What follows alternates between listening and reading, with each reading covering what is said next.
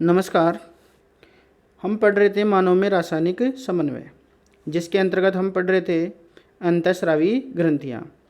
आज हम पढ़ेंगे अंतःस्रावी ग्रंथियों के अंतर्गत अग्नाशय ग्रंथि। तो देखिए, अग्नाशय ग्रंथि एक मिश्रित प्रकार की ग्रंथि है। आपको मैंने बताया था कि जो ग्रंथियाँ होती हैं वो 3 प्रकार की होती हैं: अंतःस्रावी, बहिःस्रावी और मिश्रित प्रकार की ग्रंथि। तो अग्नाशय ग्रंथि एक मिश्रित प्रकार की ग्रंथि है, अर्थात इसका जो अग्नाशय ग्रंथि का कुछ भाग बहिःस्रावी होता है और कुछ भाग अंतःस्रावी प्रकार का होता है। अब देखिए, स्थिति ये कहाँ स्थित होती है। तो हमारी जो आहार नाल है, उस आहार नाल में जो ग्रहणी है, यू आकार की ग्रहणी, उसके मध्य में अग्नाशय ग्रंथि स्थित होती है। अब देखिए, जो अग्नाशय ग्रंथि होती है वो उत्पत्ति में एंडोडर्मल होती है। जो अग्नाशय ग्रंथि होती है एक मिश्रित प्रकार की ग्रंथि है, जिसका अधिकांशतः भाग बहिःस्रावी भाग होता है और कुछ भाग अंतःस्रावी प्रकार का होता है। इसका जो बहिःस्रावी प्रकार का भाग है वो 99% होता है और अंतःस्रावी भाग 1% होता है। जो इसका बहिःस्रावी भाग है उससे एक पाचक रस, अग्नाशय रस का स्राव होता है। तो इस बहिःस्रावी भाग से पाचक रस, अग्नाशय रस स्रावित होता है, जबकि जो अंतःस्रावी भाग होता है उससे 3 प्रकार के हार्मोन स्रावित होते हैं। तो देखिए, इसके अंतःस्रावी भाग को यदि हम देखें, अग्नाशय ग्रंथि के अंतःस्रावी भाग को देखें, तो इसके अंतर्गत हमें विशेष प्रकार की कोशिकाओं के समूह दिखाई देते हैं और इन विशेष प्रकार की कोशिकाओं के समूह को हम कहते हैं लैंगरहैंस की दीपिकाएँ।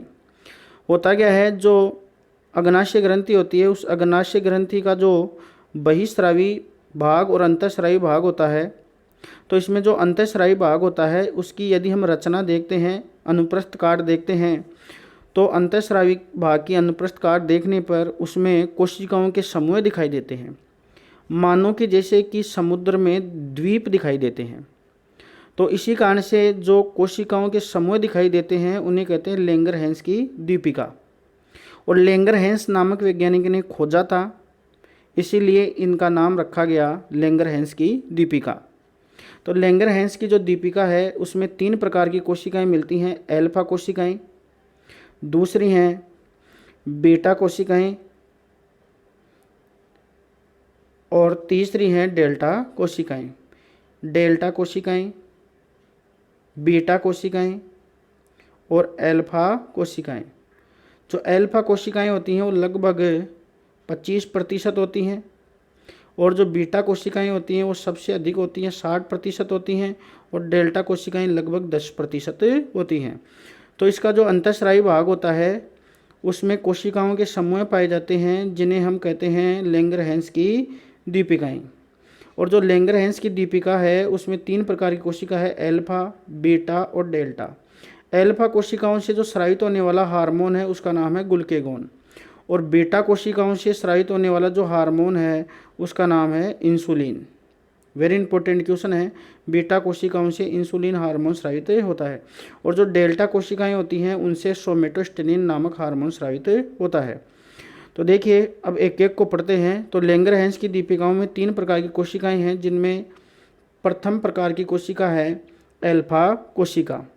एल्फा कोशिका है उसकी खोज किम्बल व मर्लिन ने की थी और ये मध्यम आकार की कोशिकाएं होती हैं और आपको मैंने बताया ये कुल का 25% होती हैं और इनसे स्रावित होने वाला हार्मोन कौन सा होता है? ग्लूकेगोन होता है।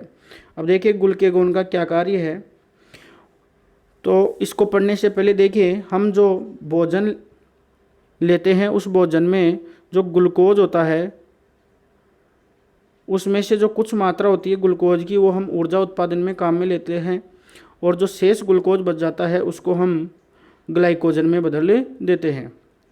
तो जो ग्लूकोज होता है अतिरिक्त उसको ग्लाइकोजन में बदल दिया जाता है। तो जो ग्लूकेगोन होता है वो क्या कार्य करता है? तो देखिए, ग्लूकेगोन एक प्रोटीन प्रकृति का हार्मोन है जो अतिरिक्त जो हमारे शरीर में जो ग्लाइकोजन होता है उसको पुनः ग्लूकोज में बदलता है, अर्थात ये रक्त में किसकी मात्रा को बढ़ाता है? ग्लूकोज की। साथ ही यह जो अमीनो अम्ल होते हैं उन अमीनो अम्लों को भी ग्लूकोज में बदलकर रक्त में ग्लूकोज की मात्रा को बढ़ाता है। तो हम कह सकते हैं ग्लूकेगोन होता है वो ग्लूकोज की मात्रा को रक्त में बढ़ाता है। अब देखिए, अगली प्रकार की जो कोशिकाएं होती हैं वो है बीटा कोशिकाएं। जो बीटा कोशिकाएं होती हैं वो लगभग 60% होती हैं और ये बड़े आकार की कोशिकाएं होती हैं और इनसे स्रावित होने वाला जो हार्मोन होता है वो इंसुलिन होता है तथा जो इंसुलिन हार्मोन होता है वो प्रोटीन प्रकृति का होता है। वेरी इंपॉर्टेंट क्वेश्चन है। इंसुलिन हार्मोन एक प्रोटीन प्रकृति का हार्मोन होता है तथा शेंगर नामक वैज्ञानिक ने इसकी प्रोटीन प्रकृति के बारे में बताया था तथा सर्वप्रथम इस हार्मोन का जो निष्कर्षण है वो बेटिंग व बेस्ट ने किया था। अब देखिए, जो इंसुलिन हार्मोन होता है वो एक प्रोटीन प्रकृति का हार्मोन है। वेरी इंपॉर्टेंट क्वेश्चन है। और इस प्रोटीन प्रकृति के हार्मोन में, क्योंकि जो प्रोटीन होती हैं वो एमिनो अम्लों से मिलकर बनी होती हैं, तो इंसुलिन एक प्रोटीन हार्मोन है जो 51 एमिनो अम्लों से मिलकर बना होता है। फिर देखिए आगे इंसुलिन के कार्य। तो इंसुलिन क्या काम करता है? जो इंसुलिन होता है वो हमारे रक्त में ग्लूकोज के स्तर को नियमित करता है। इंसुलिन हमारे शरीर में पाए जाने वाला जो रक्त है उस रक्त में ग्लूकोज की मात्रा को नियमित करता है या रक्त में ग्लूकोज के सामान्य स्तर को बनाए रखता है। अर्थात ये क्या करता है कि जो ये अतिरिक्त जो ग्लूकोज है शरीर में या रक्त में जो अतिरिक्त ग्लूकोज होता है उसको यह ग्लाइकोजन में बदल देता है। तो आपको याद रखना है, इंसुलिन हार्मोन अतिरिक्त ग्लूकोज को ग्लाइकोजन में बदलकर हमारे रक्त में ग्लूकोज के स्तर को बनाए रखता है। तो इस प्रकार हम कह सकते हैं कि यह रक्त में ग्लूकोज की मात्रा को बढ़ने से रोकता है। अब देखिए, यदि किसी व्यक्ति में इंसुलिन हार्मोन की कमी होगी तो आप खुद सोचिए कि इंसुलिन हार्मोन की कमी होने पर ऐसे व्यक्ति में जो रक्त है और रक्त में जो ग्लूकोज है उस अतिरिक्त ग्लूकोज को किस में नहीं बदला जा सकेगा? ग्लाइकोजन में। और ग्लाइकोजन में न बदलने के कारण रक्त में किसकी मात्रा बढ़ जाएगी? ग्लूकोज की। तो रक्त में ग्लूकोज की मात्रा बढ़ जाती है, इसे हम हाइपरग्लाइसीमिया कहते हैं। आपको मैंने बताया कि जो इंसुलिन हार्मोन है उसकी कमी हो गई। इंसुलिन क्या करता है? अतिरिक्त ग्लूकोज को ग्लाइकोजन में बदलता है।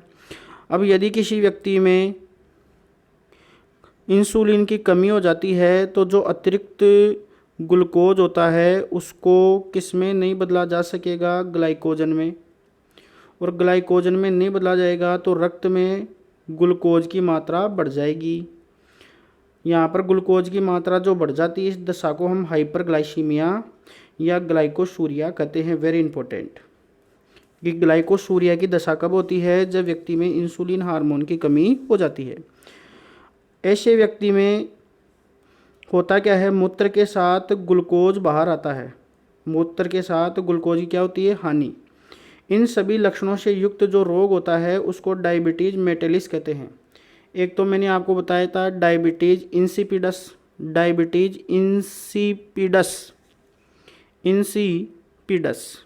बताइए ये डायबिटीज इंसिपिडस किससे होता है? आपको मैंने बताया था जो वेसोप्रिन हार्मोन होता है या एंटी डायूरेटिक हार्मोन होता है उसकी कमी हो जाने पर व्यक्ति बार बार पेशाब के लिए जाता है, जिसे हम डायबिटीज इंसिपिडस कहते हैं। तो डायबिटीज मेलिटस याद रखना है अलग है और डायबिटीज इंसिपिडस अलग है। तो डायबिटीज इंसिपिडस क्या है? किसी व्यक्ति में इंसुलिन की कमी होने पर ऐसे व्यक्ति में पेशाब के साथ मूत्र के साथ ग्लूकोज की हानि होती है, इसे ही हम डायबिटीज मेलिटस कहते हैं। फिर देखिए इंसुलिन की अधिकता के प्रभाव। इंसुलिन की अधिकता के प्रभाव क्या है? अब देखिए अधिकता हो गई तो क्या होगा? रक्त में जो ग्लूकोज होता है उसको ज़्यादा से ज़्यादा किस में बदला जाएगा? ग्लाइकोजन में। तो ऐसी दशा में क्या होगा? ऐसे व्यक्ति में रक्त में ग्लूकोज की मात्रा कम हो जाएगी और इस कमी वाली दशा को हम कहते हैं हाइपोग्लाइसीमिया। आपको मैंने बताया था हाइपर अधिक को सूचित करता है और हाइपो कम को इंगित करता है। तो हाइपोग्लाइसीमिया क्या है? इंसुलिन की हार्मोन की अधिकता से रक्त में जो ग्लूकोज होता है उसको ग्लाइकोजन में बदल दिया जाता है, जिससे रक्त में ग्लूकोज की मात्रा कम हो जाती है, जिसे हाइपोग्लाइसीमिया कहते हैं। हाइपोग्लाइसीमिया होने से क्या होगा? जो रोगी व्यक्ति होगा उसके मस्तिष्क में ग्लूकोज का स्थानांतरण कम होगा, जिससे मस्तिष्क काम करना बंद कर देता है। इसे हम कहते हैं इंसुलिन आघात। और ऐसी दशा में जो हमारा प्रमस्तिष्क होता है वो कार्य करना बंद कर देता है, वह ऐच्छिक क्रियाएं बंद हो जाती हैं। साथ ही रक्त में ग्लूकोज की कमी हो जाएगी तो ऐसे व्यक्ति को तेजी से पसीना आता है, चिड़चिड़ापन होता है, दृष्टि ज्ञान व जनन क्षमता पर भी प्रतिकूल प्रभाव पड़ता है। अब देखिए, सबसे अंतिम प्रकार की जो कोशिकाएं होती हैं वो है डेल्टा कोशिकाएं। जो डेल्टा कोशिकाएं होती हैं वो आपको मैंने बताया सोमेटोस्टेनिन नामक हार्मोन स्रावित करती हैं, और ये लगभग ये कोशिकाएं होती हैं 10%। और ये जो कोशिकाएं होती हैं डेल्टा कोशिकाएं, इनसे स्रावित होने वाला जो सोमेटोस्टेनिन हार्मोन होता है, ये हार्मोन होता है वो इंसुलिन व ग्लूकेगोन के स्राव को क्या करता है, नियंत्रित करता है। अर्थात इंसुलिन व ग्लूकेगोन का जो कार्य प्रणाली है उसको नियंत्रित करने का काम सोमेटोस्टेनिन हार्मोन द्वारा किया जाता है। तो सोमेटोस्टेनिन जो हार्मोन होता है उसको जीएच अवरोधक भी कहा जाता है, ग्रोथ हार्मोन अवरोधक हार्मोन भी कहा जाता है, क्योंकि यह हार्मोन वृद्धि हार्मोन के विपरीत क्या करता है, कार्य करता है।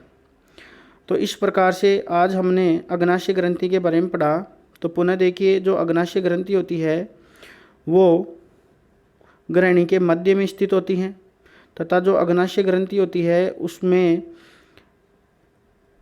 अधिकांशतः भाग बहिस्रावी प्रकार का होता है और कुछ भाग अंतःस्रावी प्रकार का होता है। बहिस्रावी भाग से इसके अग्नाशय रस स्रावित होता है जो एक पाचक रस होता है, और अंतःस्रावी भाग से इसे 3 प्रकार के हार्मोन स्रावित होते हैं, एल्फा कोशिकाओं से, ग्लूकेगोन, बीटा कोशिकाओं से इंसुलिन वेरी इंपॉर्टेंट है, और डेल्टा कोशिकाओं से सोमेटोस्टेनिन।